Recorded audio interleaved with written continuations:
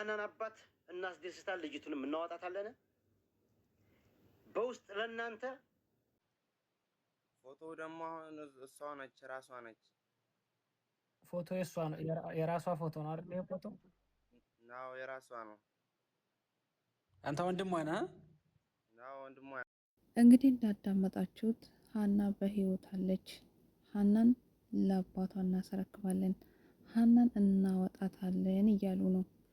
ግማሾቻቸውም ሃና በህይወት የለችም ብሎም ግን ደግሞ ይበልጥ ሃና በህይወት እንዳለችና ሃና ታግታ እንደሆነ እየተናገሩ ነው። ከአካባቢውና ከስፍራውም ከሚኖሩበትም አካባቢ በትንሹ ያው ፎቶ ላይ አስቀምጫለሁ። ይሄ አካባቢ ኢትዮጵያኖች በሙሉ ሃናን መሳዮችና ልክ እንደ ሃና ተሰዶ ከሀገራቸው የወጡና ሀገራቸውን ሊቀይሩ የፈለጉ እህቶች፣ ወንድሞች እዛ ስፍራ ላይ ብዙ ስቃይና ብዙ መከራ እንደሚደርስባቸው ነው። ነገር ግን ግማሾቻቸው አሁን ብዙ ሰዎችን ወደ ተራራ ወይንም ደግሞ ወደ ሌላ ቦታ ወስዷቸዋል። አካባቢውን ቪዲዮ እንዳይቀርጹና መረጃ እንዳያስተላልፉ ብሎ ከአካባቢ ሰዎችን በሙሉ አሸጋሽገዋል እየተባለ ነው። ሃና በእርግጥም አለች። ከሁሉም የሚገርመው ነገር ቢኖር የኛዎቹ ጭካኔ ያለመተባበራቸው እቺ ልጅ የት እንዳለችና እንድትገኝ ተብሎ ሲፈለግ እዛ አካባቢ ያሉት ወይንም ደግሞ አብራት የነበሩ ሰዎች ለምን ሊደብቁ ፈለጉ? ምናልባት እዛ እንግዲህ ዋናዎች ተብዬዎች እርስ በራሳቸው ስላልተስማሙ እርስ በራሳቸው ስምምነት ስላልነበራቸው ነው ይባላል። ምናልባት ምን ተፈልጎ ነው እንግዲህ የኛዎቹም የፈለጋችሁትን ነገር የምትፈልጉትን ነገር ተናገሩ፣ ብቻ ልጅቷ ብቻ እንድትመጣልን ልጅቷ ብቻ ማግኘት ነው የምንፈልገው ብሎ ጠይቋል። ለማንኛውም እኔ ከሚያሳዝነኝ ሁሉ ነገር ቤተሰቦቿ፣ እናቷ፣ አባቷ፣ የኢትዮጵያ ሕዝብ እንደዚህ የተጨነቀና ሌሊቱን በሙሉ ይሄ ሁሉ ሕዝብ ሲከታተልና ስጠብቃት የነበረ ሕዝብ ነው።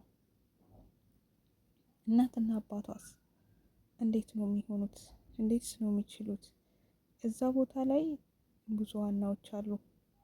ምናልባት ከዚህ በፊት ልጃቸው ወደ ስደት ወጥታ ያልተመለሰች፣ እንዲሁም ደግሞ በፈለጋ ላይ ያሉት ብዙ እናቶች አሉ።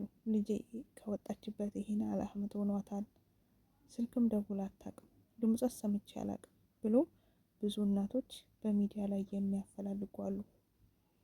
የሃናን ነገር ሲሰሙስ ምናልባት ልጄ የሃና እድል አጋጥሟት ይሆናል፣ ምናልባት ልጄ እኮ እንደዚህ ሆና ይሆናል ብሎ ልባቸው እንደገና እንዲጨነቅና መተኛት እንዲያቅታቸው የሚያደርግ ብቻ በጣም ከባድ ነው። ለማንኛውም ሃና በህይወት ካለች እንግዲህ ወንድማችንም ሃናን ሁሉን ነገር እየጨረሰ እንደሆነና ሃናን በቅርብ ጊዜ ከቤተሰቦቿ ከአባቷ ጋር እንደሚያገናኝ እንደውም ምን አለ፣ ከፈለጋችሁም በስልክም ላሰማችሁ እችላለሁ ብለዋል። በስልክ ላሰማችሁ እችላለሁ ያለው ምናልባት እንግዲህ የሃናን ድምጽ ይሁን የማንን ድምጽ ይሁን አላውቅም፣ ከፈለጋችሁ ላሰማችሁ እችላለሁ፣ በፊትም እናንተ ይዛችሁኝ ነው፣ እኔ ማውራት ሳይሆን በውስጥ መረጃውን እየጨረስኩ ነው ብለዋል። እውነት ያድርገው። ብዙ ሰዎች ብዙዎቻቸው ስለሷ መረጃ እንዳላቸውና አንድ ወንድማችን ምን አለ፣ እናንተ ልብ ካላችሁና እናንተ እውነት ቦታ ድረስ ሄዳችሁ መጋፈጥ ከፈለጋችሁ እኔ ቦታ ድረስ እወስዳችኋለሁ ብለዋል። ያ ማለት አካባቢው ድንበሩ ላይ ያለ ሰው ማለት ነው። ስለዚህ ምንድነው ድንበር አካባቢ ያለ ሰው ደግሞ አካባቢውን ጠንቅቆ ያውቃል ማለት ነው። እነዚህ ሰዎችም ወይ አንደኛ አለቃ ወይንም ደግሞ ሽፍታ የተባለ ሰው የት እንደሚገኝና እንዴት እንደሚኖር ምንስ እያደረገ እንደሆነ የሰው አጣርቶ ሊያውቅ ይችላል ማለት ነው። እስከ መጨረሻ ድረስ እናንተ ከረዳችሁኝ እንጋፈጣለን ካለ ማለት ነው። ምክንያቱም እንዲያግዙት ይፈልጋል። ብቻውን ሊጋፈጥ አይችልም መቼም። ምናልባት ብቻውን ቢጋፈጥ የሀና እድል ወይንም እጣ ሊደርሰው ስለሚችል ማለት ነው። ነገር ግን ይሄ ሰውዬ ከሀና ውጪ 11 ሴቶችን አግብቶ እንደምኖር ምናልባት ቢያረግዙ ሌላ ነገር ቢያጋጥማቸው ደግሞ አውጥቶ እንደምጥላቸው በህይወታቸው ላይ እየተጫወተ እንደሆነ ተናግረዋል። ሀናም የእነዚህ እህቶች እጣ እንደደረሳትና ምናልባት ደክሟትም ቢሆን ቁጭ እንዳለችና ብቻውን እንደቀራች እንዲሁም ደግሞ እንግዲህ አብሯት የነበሩ ወይም ደግሞ ትቷት የሄዱ ሰዎች የጨዋት ድምፅና ድምጿን እንደሰሙ ከዛም በኋላ ደግሞ ከተገናኟትም ወይንም ደግሞ ወደ እነሱ ከተቀላቀለች በኋላ ይሁን አላውቅም ፊቷ በልዞ ወይንም ደግሞ ፊቷ ተቀይሮ እንደነበረ ከዛም የሆነች ኖኪያ ስልክ ይሁን ብቻ ትንሽ የስልክ ይዛ ነበረና ደውላ በስልክ ስታወራ ህይወቷ እንደተበላሸና ካሁን በኋላ ምን ትዳራለኝ ምን ህይወት አለኝ ብላ እንዳወራች እንደሰሙ አድርጎ ተናግሯል። ምናልባት አይደፍሯትም ወይም ደግሞ ይሄ ነገር አይደርስባትም ብዬ አላስብም። ለደህና ወይንም ደግሞ በሰላም አይደለም ልጅቷንም እንደዚህ የደበቋት ወይንም ምን ይታወቃል።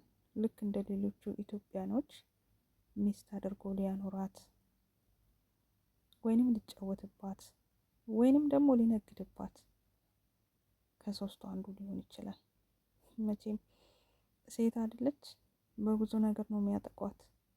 ብቻ እህታችን በህይወት ኖሯ የልብ ቁስል ወይንም ደግሞ የዘላለም ቁስል ቢኖርባትም ቢደርስባትም ፈተና ያለ ነው፣ ምንም ማለት አይደለም።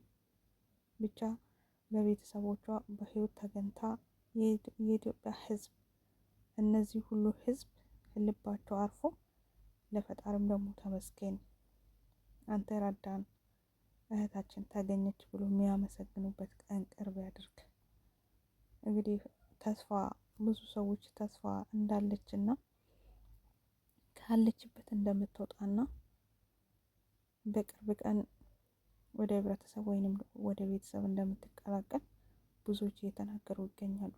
እኔ የፈራሁላት ምናልባት በሚዲያም ጫጫታ በዛ፣ ምናልባት የሚከታተሉን ሰዎች በዝተዋል ብሎ የሆነ ነገር እንዳያደርጓት። ከዚህ በፊት ግን ያቀረቡት መረጃ ያመጡት መረጃዎች ሁሉ የሌለና የውሸት ነው። ምክንያቱም የቅርብ ቀን ብቻ ለማውራትም በጣም ይከብዳል በእውነት ማለት ነው።